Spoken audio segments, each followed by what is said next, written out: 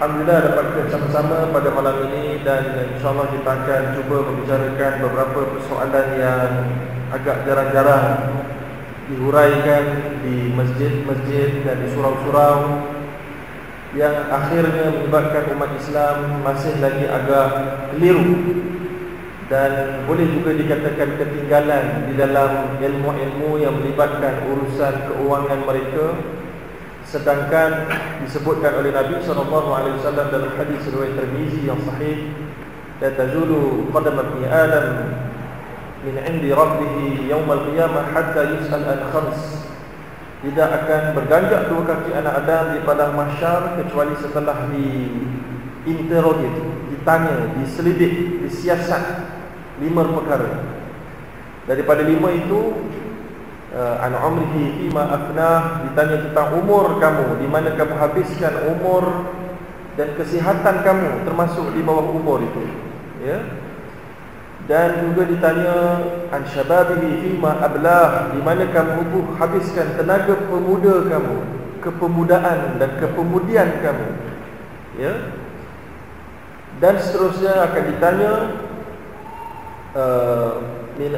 an malihi min aina iktasabahu wa fima anfaqah, di mana kamu tentang hartanya, daripada mana dia dapat dan ke mana dibelanjakan. Dan akhir sekali dan ditanya tentang an ilmihi fima amila, akan ditanya tentang intellectual, ilmu yang dikurniakan oleh Allah kepadanya, di mana dia pergunakan ilmu tersebut.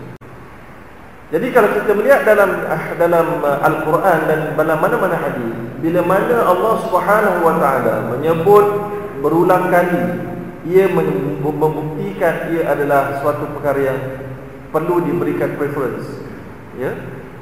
Maka dalam hadis ini kita dapat melihat daripada 5, 2 di antara 5 berkait dengan harta. 2 antara 5 berkait dengan harta, yang mana daripada mana sumber kita dapat dan kepada mana kita belanja, ya. Jadi oleh kerana itu jelas daripada ayat ini kepentingan untuk semua umat Islam mengambil berat tentang harta. Daripada banyak-banyak dosa tentang harta, ramai umat Islam bercakap tentang curi, rompak, rasuah dan seumpamanya, sehingga kita ada badan pencegah rasuah, ataupun yang dinamakan sekarang Suruhanjaya pencegahan rasuah. Tetapi kita tidak ada Suruhanjaya pencegahan riba. Yang kita hanya ada adalah kewangan dan perbankan Islam.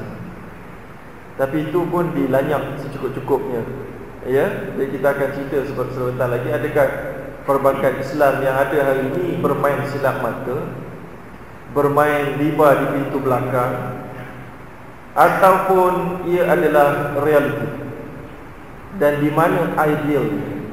Okey. Sebelum itu kita kena masuk dulu kepada peringkat asas. Asasnya saya perlu ulang, walaupun saya kira mungkin ada di antara kita yang mungkin sudah pernah mendengar, tapi ia sangat penting. Maka saya bimbang ada orang tak pernah dengar, kita kena dengar. Iaitulah sebahagian besar manakah dosa riba itu.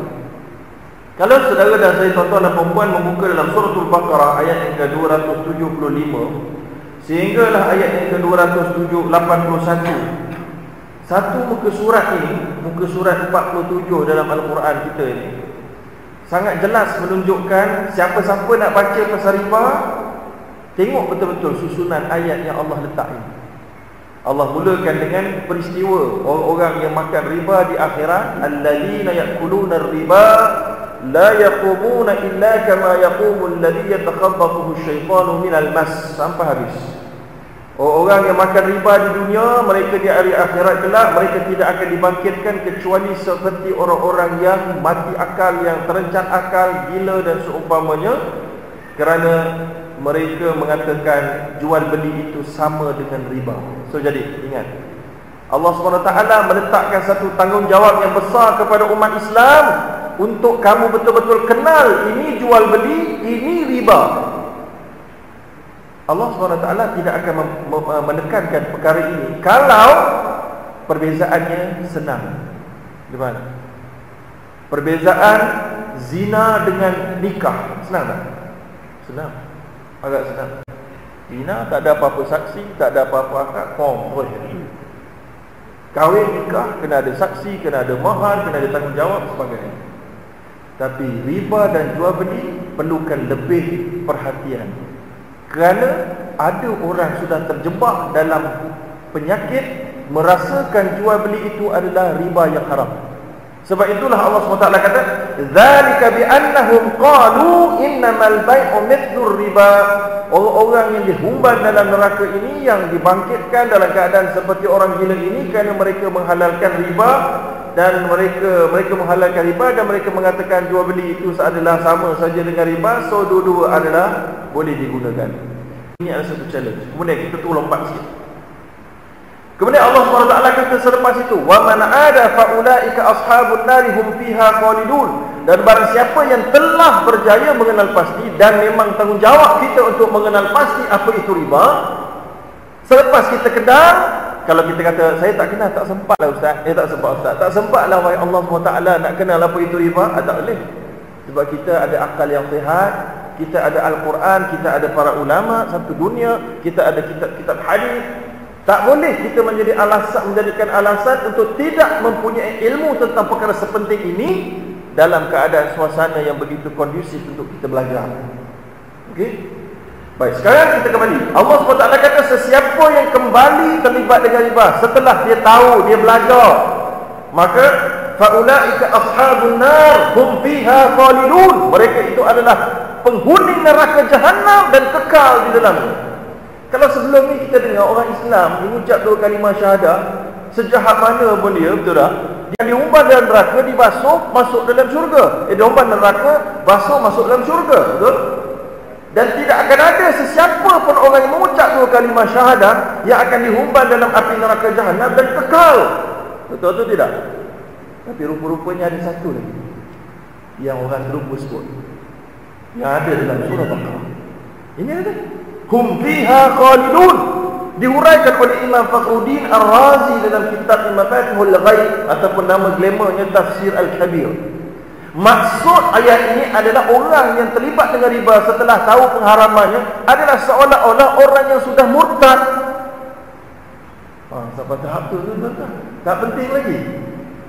Maknanya kalau ada orang agaknya, kalau ada ulama nak letak dosa top 5, nombor 1 ada top 7 lah. Nabi sebut ijtanibu sab'al mubiqat, jauhilah kamu 7 dosa penghapus yang besar.